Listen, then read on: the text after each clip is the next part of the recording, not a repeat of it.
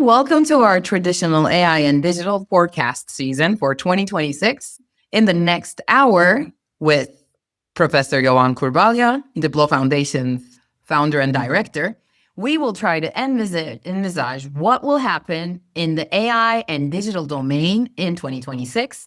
As we all know, the year started with many developments and updates. Some of them are shocking, and the world is changing faster than ever before. And it's changing as we have this webinar and as we talk. So we want to know what will happen with the technological domain. Will it remain isolated from wider developments? And Jovan, we all want to know, what is your take? Hi, Sonia. Hi, everybody. A quick take is no, a tech domain cannot be isolated. It has been the last few days, in spite of huge geopolitical shifts around us.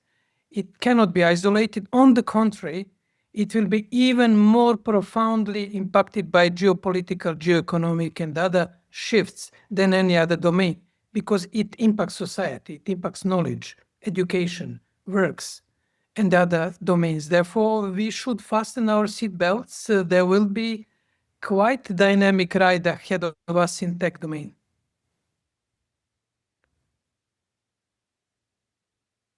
I agree 100%. And like every day looking at the news, and we also, as you all know, all our participants know, we gather them at the Digital Watch Observatory on a daily basis. And it's almost impossible to keep up, especially when it comes to AI. But Jovan, you will be guiding us through the forecast by focusing on 10 developments, 10 subjects, and it's technology, geostrategy, governance, security, human rights, economy, standards, content, development, and the environment. So this is a great mapping. Could you please start with outlining the main developments as related to these 10 points, Jovan? Sure. Those 10 points have been the structure of our prediction sessions and forecasting for the last definitely 6 years. But we can add some other aspects that are missing. And probably, Sonia, what is important to mention is that this should be interactive session in terms of the comments asked by participants, suggestions, what is missing. But let's start with technology, the first, and I would say the most profound impact, which is in the basis of these changes. There are few strategic developments of relevance for our discussion. First one, AI is becoming commodity. What does it mean? You go to the shop and you take AI. It's not as trivial as it is, but it is rather easy. And there was one interesting development which went under the radar, which illustrates this point. Apple basically started slowing down their attempts to develop Apple LLM. And their point is, hey, it is commodity. We have thousands of large language models. Let's focus on something else. Let's focus on the development around AI. And this will be probably the first major shift. So far, we have been bombarded by the news about the latest LLM, how many parameters, and the other. This is basically framing of discussion, which has its logic because of investments and the other things. Therefore, this is the first aspect. AI is becoming commodity, impacting all layers, from the top layer to the countries in battle for AI sovereignty, to us as the citizens. Second point, which is extremely important, it is bottom-up AI. We are going to face during 2026 small large language models that can run definitely on your corporate or institutional servers, as we are doing at Diplo, but maybe I would bet even on your mobile. Now, the key question won't be about having your personal AI, but the key question will be, is this personal AI on your mobile connected to some central system, whether it is OpenAI, Cloudy, or DeepSeek, or it remains as your local AI completely controllable by you?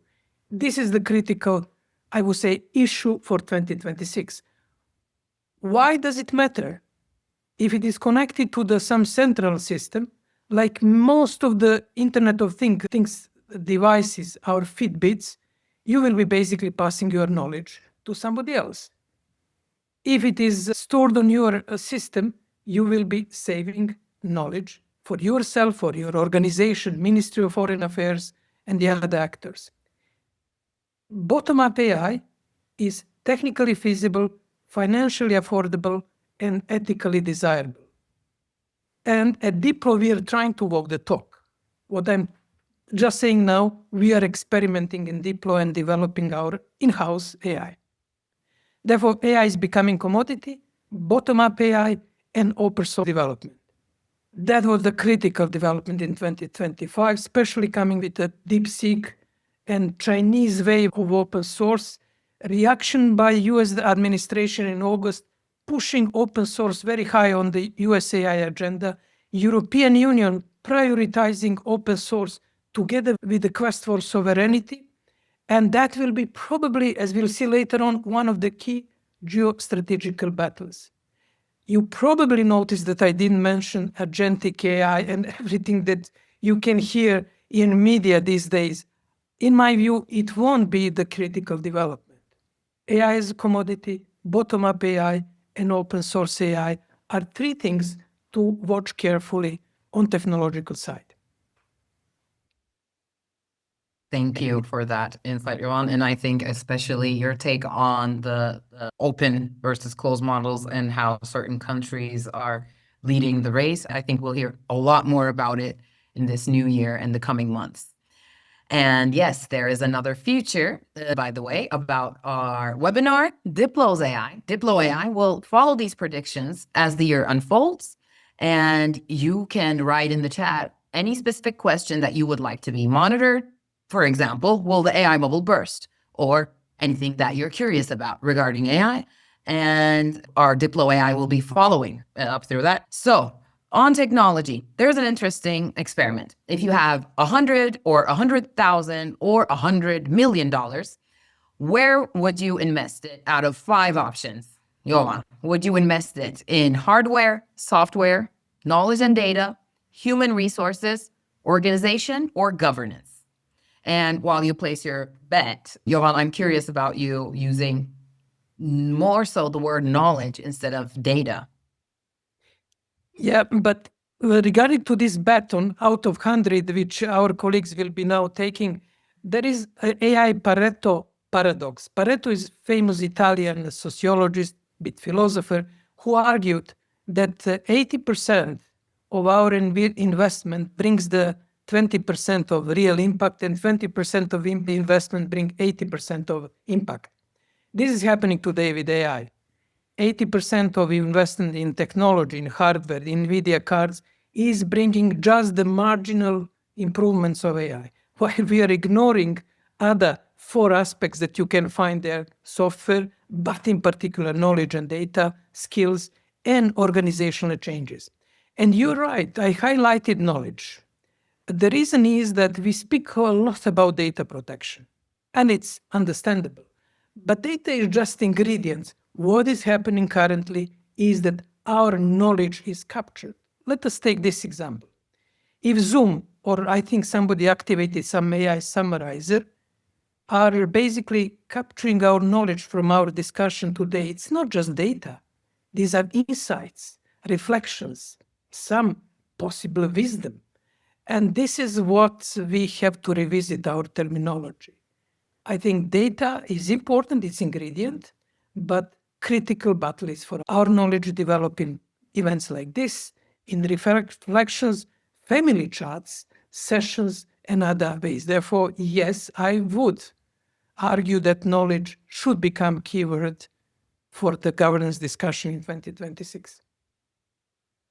Thank you so much for that, Jovan. And now let me use the privilege of being moderator and just insert another question here. Since like in 2021, the metaverse was the hyped word. And in 2022, it was blockchain. And now we're at the beginning of 2026 and almost no one mentions or remembers these words. So what will happen with the AI lingo and the AI hype with these 2 keywords related to 2025? Like, in 2025, the keyword was AI slop, as most of us have heard about it, which means low quality AI generated content. And another word was vibe coding. using natural language to generate code. Jovan, do you think they'll share the same destiny as the metaverse and blockchain? The answer is yes and no. I think AI hype, not only in economical hype, but also language and cognitive hype, presence of AI issues in public domain is definitely something which will have to slow down. No, I would say AI is different than the metaverse and blockchain because it's less technological and it's more societal, especially because of large language model and automation of the language as a key communication tools of humanity. Now it's moving to video and sound, but I would say language is this. Therefore, yes, the hype has to slow down, but I guess that we will have still AI-related terminology quite present in the public discourse. That's short answer. Okay, and if I may add, what are your takes on the AI bubble and it's bursting or it's not bursting? AI bubble exists and it is inflated on an unprecedented level. On the cognitive level, presence of AI narrative in a public discourse in media, A. B, on investment, market capitalization on NVIDIA is more than combined GDP of African continent. I think something like 4.6 billion. And 3 is a huge investment in data centers and other facilities, which cannot be justified due to the conceptual and mathematical and technical limitations of large language models. They're hitting the plafond of the efficiency. You can add more NVIDIA cards, but you won't get better inference and better answers. Therefore, we are hitting the plafond. The AI is not getting substantively better, but narrative is pumping, the bubble is pumping. The bubble exists. Is it going to burst? My argument is no, because it's too big to burst.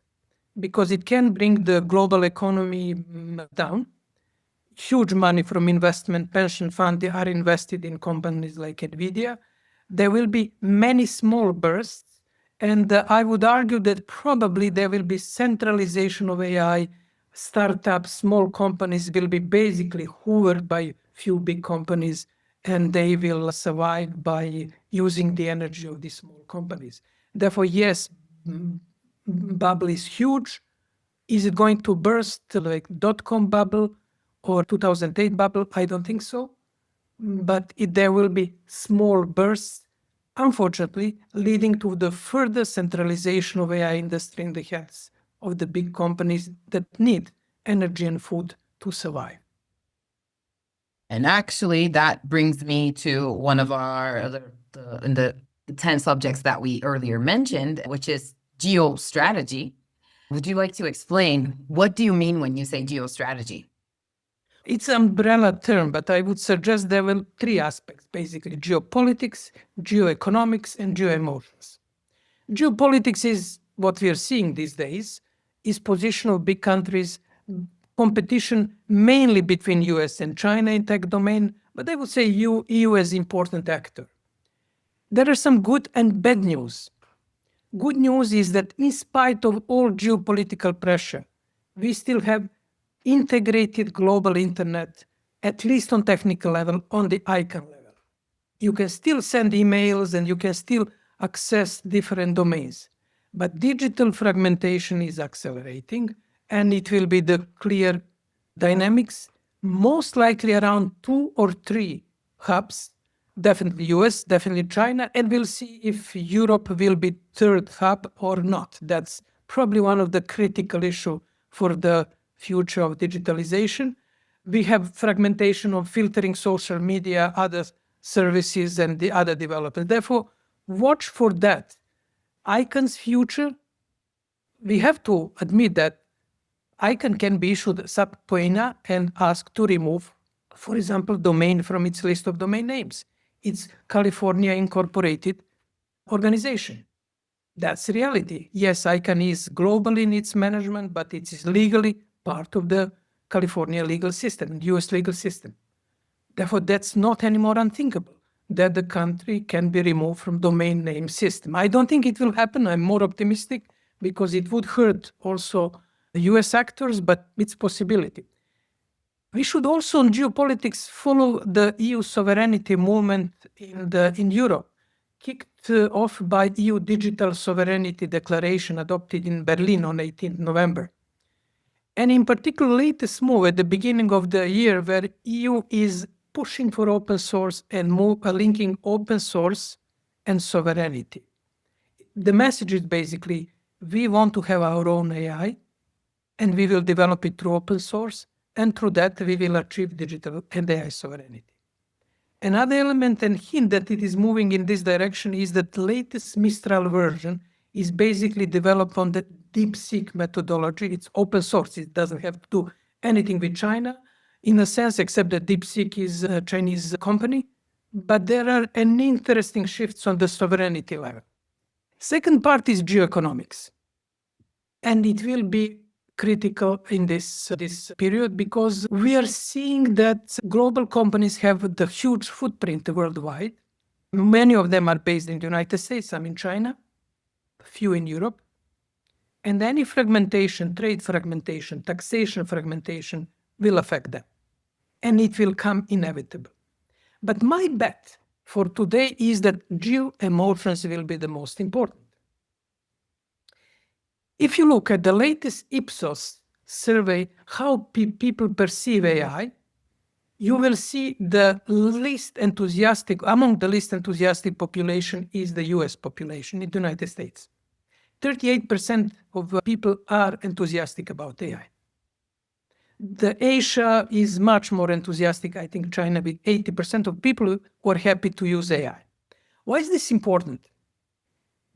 Basically, what is happening in the US because of the centralization of AI industry is critical for the future AI. You have very low enthusiasm of the population, caused by different reasons, including the doomsday scenarios the last 2 or 3 years. You have very enthusiastic tech industry who are accelerating. They are basically just moving more and more money.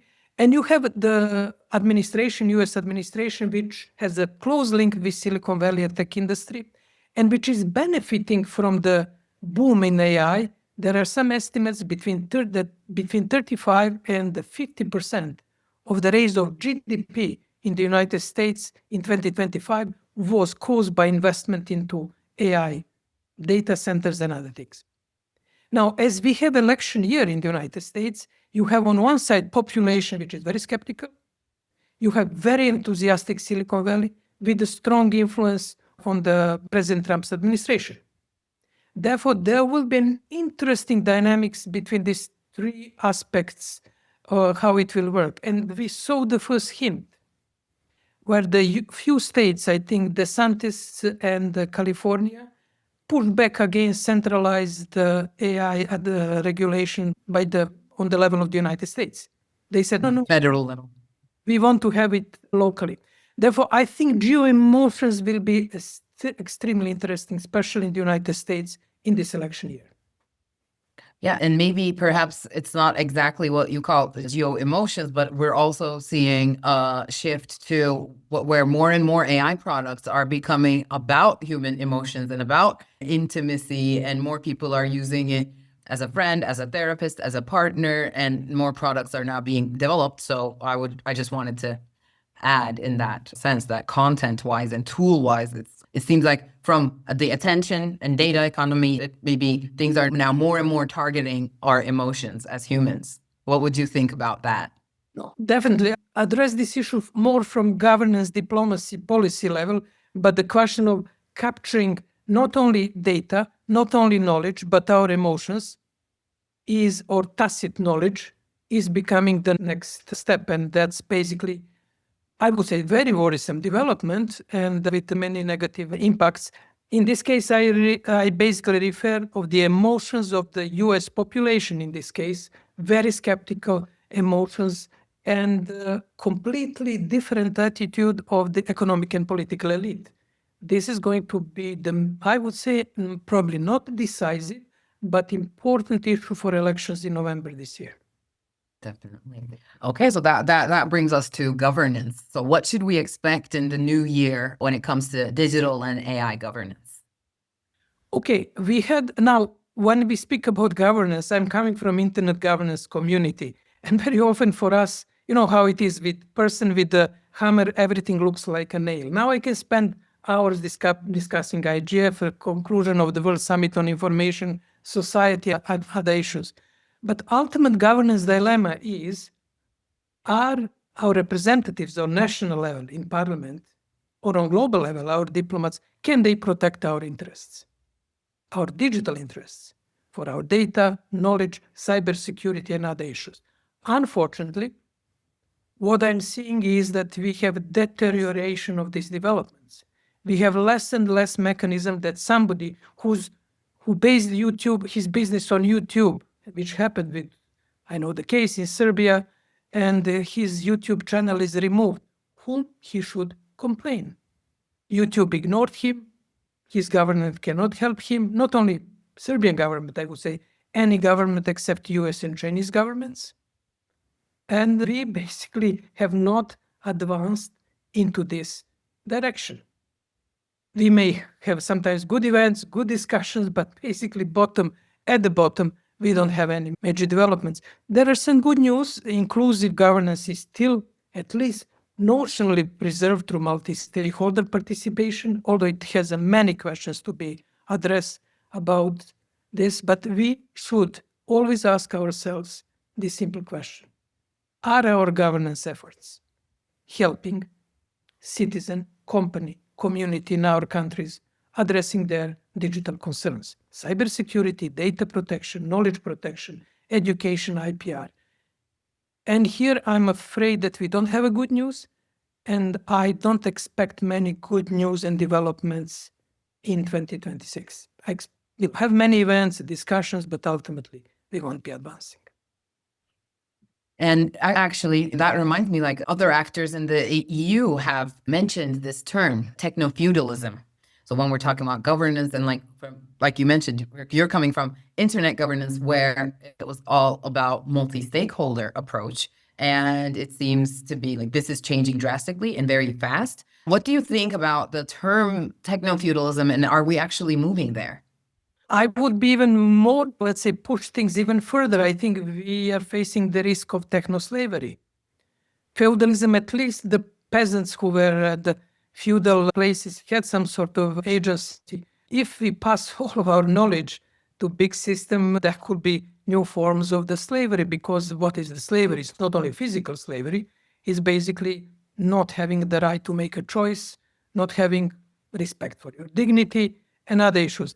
I won't be alarmist, but we should be careful about it, especially slavery as a method is unfortunately not only not disappearing, but increasing. According to latest statistics, we have approximately 60 million people in some form of slavery, more traditional sex workers, migrants, and other things. I hope that we won't have a tech slavery as a new term entering the digital domain, especially through the question of centralization of our knowledge, personal, institutional, country, community knowledge. Therefore, yes, techno-feudalism is likely to develop around fragmentation of the internet, but I'm afraid that we may go even further in history by having some sort of techno-slavery. Okay, I will ask a bit further about that, but because we're going to have other related topics like human rights, so we can go a bit further in that then. But before human rights, we have security. What are your predictions and your highlights about security in the new year? Again, big domain. We had at the end of the year adoption of Hanoi Cybercrime Convention, which I think is a good development. There is still good discussion at the UN in spite of all criticism of the UN. There are movements, there are discussions. I don't know if these discussions are making us more secure. Like previous example, our governance mechanism are providing us with more tools. I don't know. But I would suggest that we put on the radar, in addition to the traditional issues, the question of interconnectivity through APIs with AI tools. We have millions and millions connections where you connect to ChatGPT, to DeepSeek, to Anthropic Cloud and other things, and you create your own AI agents. All of these tools that are basically connecting are potential backdoors for the cyber security attacks. Diplo has close to, I just counted vaguely, close to 500 API connections. Please do not attack us, but it's a huge vulnerability. And can you imagine if somebody cuts all API addresses and links through Zapier and other tools? That would be a major collapse of the modern digital industry. In addition to cyber war, cyber terrorism, and classical issues, cybercrime that we've been addressing, I would put this new risks of new interdependence of AI system through use of APIs. Okay, thank you so much for that. And I don't think we're hearing enough about this. Well, I think we will. Completely under the radar. I don't know why, but it's completely under the radar. Yeah, but maybe people are, or companies and everyone is avoiding it because now this is the hype, especially with agentic AI as well. And if we put the spotlight on the huge security issue about it, then maybe they're afraid of things slowing down. I don't know. I'm just speculating. And next up, very related to everything that we discussed is human rights. So we just talked about digital serfdom, digital slavery, and even recently, maybe we'll talk about that in content. Anyway, I'll just give the floor back to you. What do you think about human rights in the new years? We have general deterioration of human rights, especially after the change of administration in January last year with Trump administration. Tech companies dismantle content policies often related to human rights, and we know these developments. And here the major tension is basically between Europe and the United States. Traditional tension was with some countries which were skeptical about human rights. In the Middle East, typically it was also China often, and the West. Now we have a tension between European Union and the United States on human rights. We can go into specific human rights, but I will go to one issue which is, again, similar to API, not on the radar. We have traditional narratives on bias ethics and other issues. It's basically probably inflated discussion. But we are less focused on human rights that defines us as humans, our cognition, our knowledge, our dignity, through education, through jobs. And I think that, let's say, group of human rights is completely, I would say, ignored, at least in public debates. There is some sort of inertia where you go to AI events and you speak about bias and ethics. But what about our right to knowledge, to education? What about our right to remain human? What about right to be humanly imperfect, not to be optimized? The human rights community, I would say, has to wake up and see what's going on around us and don't follow just inertia about repeating the speeches of 3 or 4 years ago. Human rights landscape is changing very fast.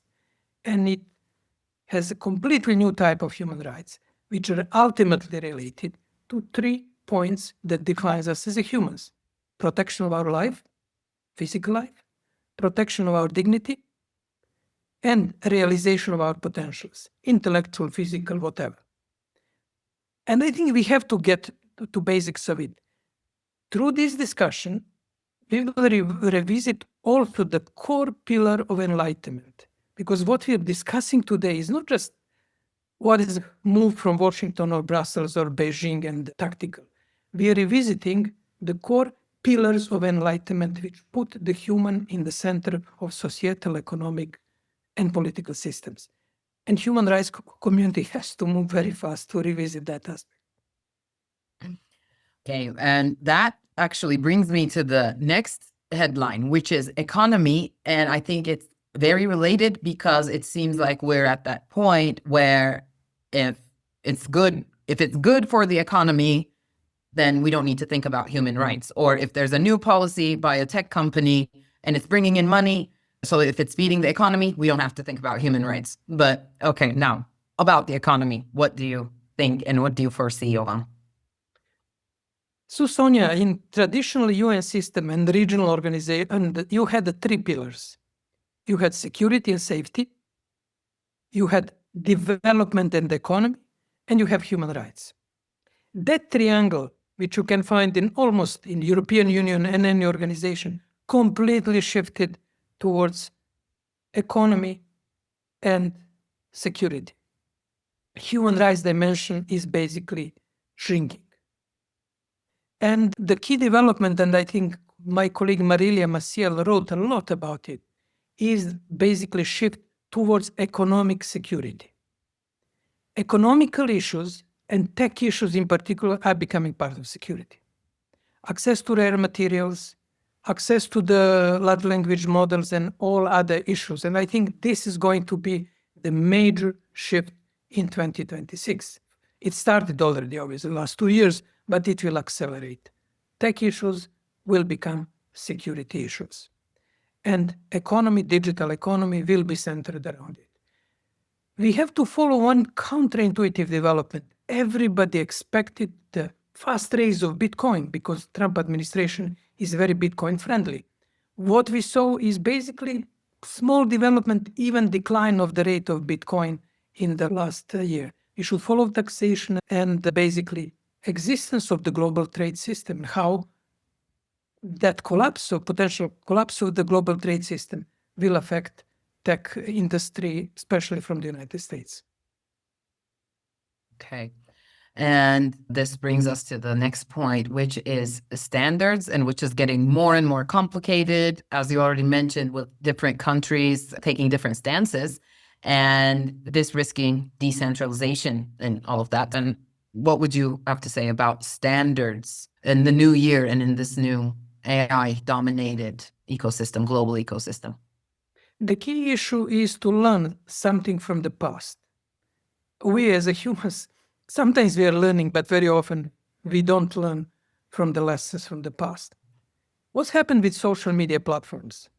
We were basically got stuck within the specific platform, whether it is initially Facebook, Instagram, Twitter, X, and the other things. We are going to face the same issue with AI. If we don't have interoperable standards, if there are no interoperable standards, if you develop your AI system, your weights, your data, your knowledge graph, I won't go in the terminology technical, will stay with one platform and you will be stuck. If you don't develop it locally as open source. Therefore, interoperable AI standards will become critical for the developments of AI. And by doing that, by pushing in that direction, we should avoid mistake that we had with development of social media platforms. When you are stuck now with Digital Service Act, European Union has been trying to overcome that. I don't know if it is going to work, but we should learn the lesson and say, okay, let's make interoperable AI platforms. First, my advice would be, let's make your own AI, your company, your personal, but if you cannot do it, let's make at least interoperable platform where you can move from OpenAI to Cloudy to DeepSeek to other platforms.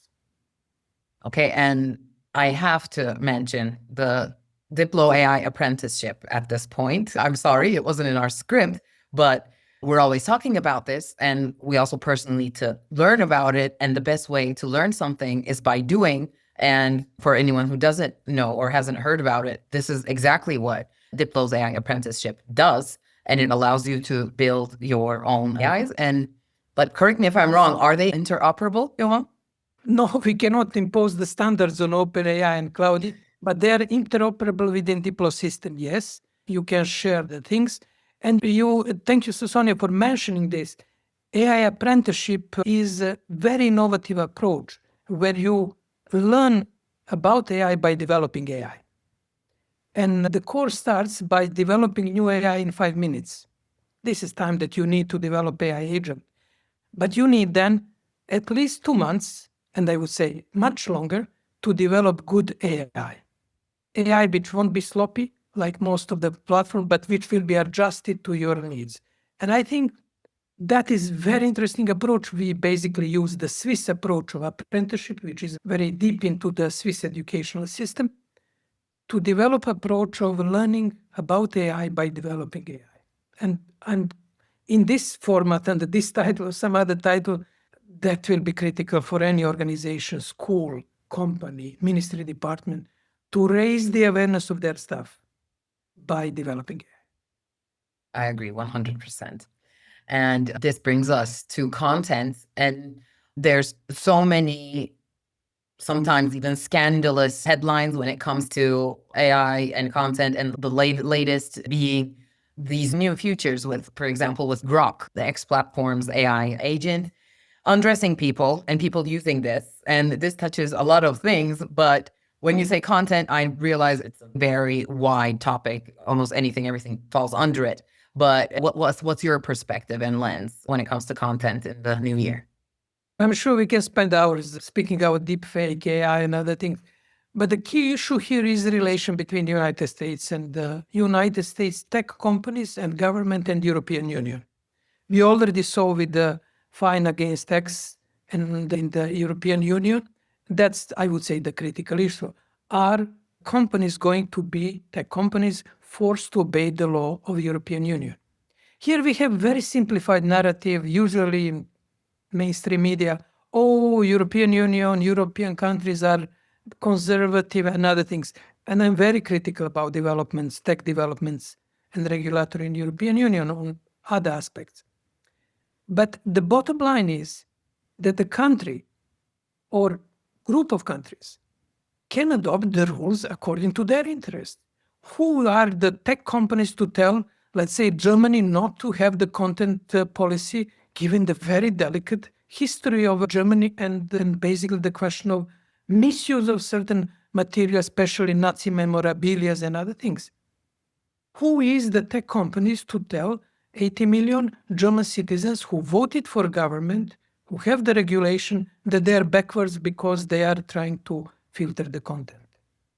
That's a very tricky discussion. We as citizens agree on certain laws by our representatives and the other things. Now, you can find in media misuse, censorship, and the other things. We have to be very careful to avoid situation of not seeing the forest for the tree. We have always to ask bottom question, is particular country, I mentioned example of Germany or EU, allowed to make rules for the content on their territory? I think they are, and I think tech companies have to adapt to it. That will be the major tension. There is also Australian rule that banning AI for the younger than 16. There are many small micro development, but ultimate basically issue will be tension between European governments, parliaments, and US tech companies. And there's much there to discover, but we're talking about technology and digital stuff, so we won't get into that between AI and not AI, EU and US. But anyway, so we're reaching towards the end of our list, but we'll continue, of course, and we'll take some questions from our audience. But next up is development. I have here one good news. So far, I have mainly bad news. Here is a good news. I think that countries which are a bit backwards, in inverted commas, in AI fields are not necessarily losing. Why? Because I think that the current model of AI developments, with basically focusing on hardware, invest heavily into hardware, have the data farms. If you don't have your AI model, you're lost. I don't think it's the critical issue. The critical issue is basically how to preserve your knowledge, not data, your local knowledge locally. And I would say if I were the Prime Minister of Ruritania, small country somewhere in Asia, Africa, Europe, I would go for that. I would invest more money into schools, into preserving knowledge, creating open source platforms locally. Therefore, that's what was typical when you go to major AI, unfortunately, including UN events. We said, oh, we don't have LLM. I said, who cares? Even Apple said we don't care about having large language model. There are now close, I think, close to 1,000 LLMs. But what is missing is how you preserve your knowledge. Therefore, paradoxically, slow entry of the developing countries in the field of AI could be, in this case, a blessing of getting it right. Investing in what matters. Knowledge, local knowledge, capacity of the people, skills, and different governance. Okay, Thank you for that. And finally, some good news at least. But I'm afraid, okay, the last topic, maybe there's not too much to say in a positive manner, but I'm curious to hear what you say. But before that, I will do another plugin right here, because in our Diplo Foundation's YouTube channel, we have different series and different videos about all these topics. And Jovan has his videos too. And we have these series called AI Shorts, and this was something, the upcoming topic was something that we covered a lot in AI Shorts because it's surfacing more and more, and it is the environment and sustainability and how it overlaps with, of course, technology, but in particular AI. So what will we be seeing? Because I've heard, I don't know if that was doable or if it was in theory, but for example, Jovan, I heard in Finland, they were using the heat from servers and AI farms to heat residents and buildings during winter. But of course, when it comes to this stuff, it's all about scalability. And Scandinavia and Finland, it's not that big. And so there are people all over the world trying to come up with solutions. And also there are people who are just completely ignoring this part about AI, the water consumption and all of that. But what should we expect? Okay, so Sonia, again, like with the previous issues, we should step back and ask the questions, do we need these huge farms? What for? And I always start from myself or from Diplo. I did analysis during the Christmas time, I had some free time, of typical vocabulary that I use and typical framing of issues that I use in my blogs, in texts, in emails, and other things. And my vocabulary is not particularly rich, but I came to something 3,000 to 4,000 words. And what really shocked me, I came to about 30 ways how I cognitively frame issues. Zoom in, zoom out, my phrase is looking out of the box and these things. Yeah. And you really think, and I'm not super creative, but I'm not also a person who follows the crowd. When you really think, we usually maybe use 30, 40, maximum 50 cognitive toolkits. Do I need super trooper AI platform which companies are developing when I can have my small AI basically being extension of my thinking? Or Diplo's AI being extension of our courses and training? This is the first common sense question.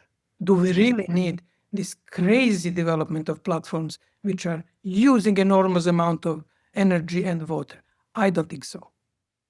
And this is basically my point. But if we do that, we can use this like Finnish, we can use it other approaches to make it cleaner, since we cannot stop this investment into the big data farms. Let's do at least alleviate the problem and prepare for the moment where we may have huge digital graveyards once technology, software, and anything else bypass the need for such huge farms. Therefore, that's basically how I would approach it. Okay, so we're not wrapping up yet. We still have like around 15 minutes. Would you like to go to the chat? Would you like to answer some questions that I'll read out to you? Sure. Okay, so why do you think agentic AI is not a highlight this year? Okay, agents will be used and developed, but they are not going to be as big thing as we were told for a few reasons.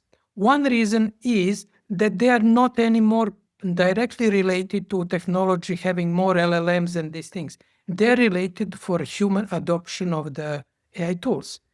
And when you have to change humans' organization, it takes much more time. That's the first point. And you can see that companies are now, OpenAI is establishing a consultancy company, Tropic, with basically dealing with it. Why humans are not using AI, existing AI, ChatGPT and other things enough in the. Therefore, I think that is basically hype that has to maintain investment, yeah. But it won't be revolutionary development. There will be some good system. MCP was one of the standards, was a big thing. I don't think that it will be as revolutionary as we were said. It will be some development, some good applications. We are experimenting at Diplo with agentic AI, but it won't be the solution for all problems of humanity, as we are told by the media, especially tech media. Yeah, the media tends to feed the hype. And another question this time related to diplomacy. What do you think the impact of AI is on diplomacy and peace building? Okay, on diplomacy per se, impact will be, I would say, probably profound for a very simple reason. Diplomacy is text-based profession. Anything you do in diplomacy, you ultimately have to write the text. Whether you meet somebody in the corridors of the UN in Geneva, you have to write cable back to your capital. If the meeting is fine, you have reports and meetings. Therefore, that aspect will be profound.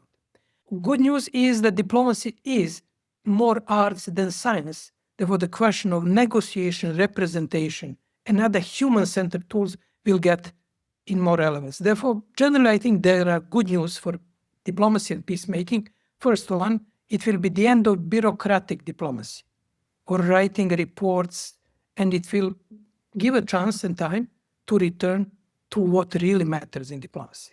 Negotiate with the other side, persuade, engage, find a compromise, and deliver some sort of peaceful resolution. Therefore, I would say generally bad news for current diplomacy, which is mainly bureaucratic diplomacy, good news for real diplomacy. Okay, thank you for that. At least some good news. And there's two more questions, but I want to combine them. Do you think if either of them will, which one will take over, quote unquote? Do you think super AI or singularity is hypothetical, or is there a real possibility of it replacing us or our intelligence? And another question was, could an AI private elite undermine our wishes? So I'm seeing these two questions as, in the future, do you think AI will take over humans or the AI private elite, or neither will happen? I would say that discussion is interesting. I love philosophy and I love discussing it, but I think this is not important discussion about singularity and superintelligence. It is like when you have a baby crying and you basically play with some sort of distraction, or what one John Lennon said, and I think that's probably one of my 35 typical quotes, is that life what's happened to you while you are busy planning your life. Now, yes, there might be superintelligence, I don't know, and I'm a bit skeptical, but okay, there could be. But what is happening now is that things are changing now. Students are using ChatGPT to write their essays. They're not anymore developing critical thinking. Jobs are lost. Very often not for AI, but AI is used as a good excuse. Programmers are basically their job, and there is a bit of cynical developments. People who created AI are basically the first to feel the automation of their jobs. Therefore, my point is whether there will be an extinction risk or not, I don't know. We should be very careful to deal with immediate issues which are happening now, and then to keep on the radar extinction risk or superintelligence, but not in the way how it's presented to us in the global media. And for me, the key issue is not if AI is going to govern us or rule us. The main issue is if we are going to be ruled by people who own and develop AI. That's a different thing. Therefore, powerful tool in the hands of few, or AI is some sort of abstract development. And so I'm hearing that, yeah, you're saying the fact that the AI elite will probably, there's a more possibility of them being the new ruling class or ruling us even against our wishes. And I personally agree. And do you think we have a chance to at least slow this down or reverse this? Because like you mentioned critical thinking, and I was thinking that maybe AI doesn't need to become super intelligent if we become dumb enough by handing our thinking over to technology. That's, I think, critical point you're saying. We say AI will replace us. Yes, if we write useless theses or useless policy reports, it won't be that difficult to replace us. And that's the point. To whom we compare AI? Frankly speaking, many texts in the current, I'm involved in global governance, are not something really with a breakthrough. And that's good issue that are we going to, on the contrary, I recently read the report on AI from some organization I won't mention in negative, I don't want to mention people in negative context, 120 pages. And even they didn't remove the prompts. And it's a policy document of that organization. And I said, are they expect from me to read 120 pages? If I'm diplomats in that capital, I would have to read. Maybe in page 56, there is something dangerous for my country. Therefore, there are serious problems with us in using it. Now, what is the solution? Why I'm more optimistic? We can develop our own AI. It's technically feasible, it's financially affordable, technically feasible, open source. Financially, we can afford that, and it is ethically desirable. And then if I want to use my AI, which is completely my AI, not directed from the big systems, I can decide if I want to automate my life. I can decide if I don't want any more free will. That's my personal decision. We keep it anchored into a very simple idea of enlightenment. Not only enlightenment, also key religions, last 23-4 centuries, is that human is central player on the earth. And why not to add AI? That's fine, but it's our decision.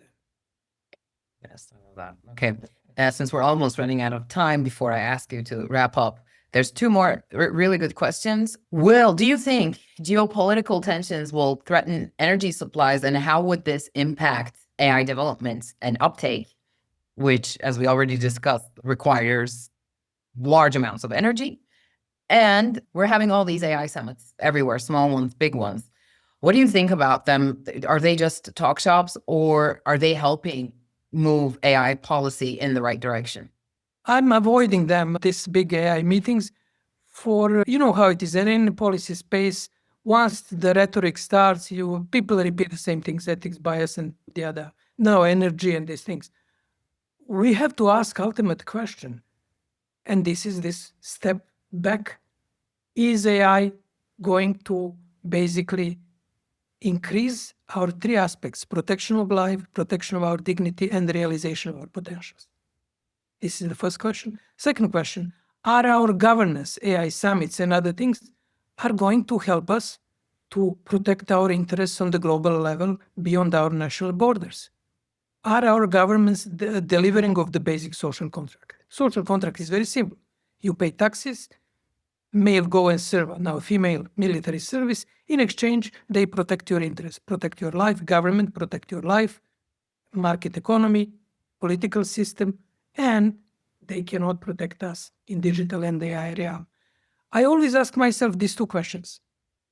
And unfortunately, I don't get any positive answers after finishing all of these big meetings.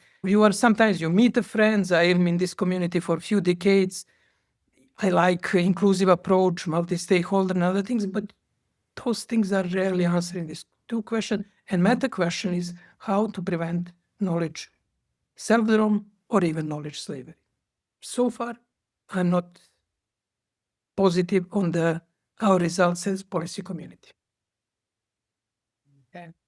And about the geopolitical tensions around energy and supplies affecting AI? Yeah, there is now, you can read it everywhere, that US has a problem with energy supplies. China is more solid with it because also China is developing smaller models. I don't know.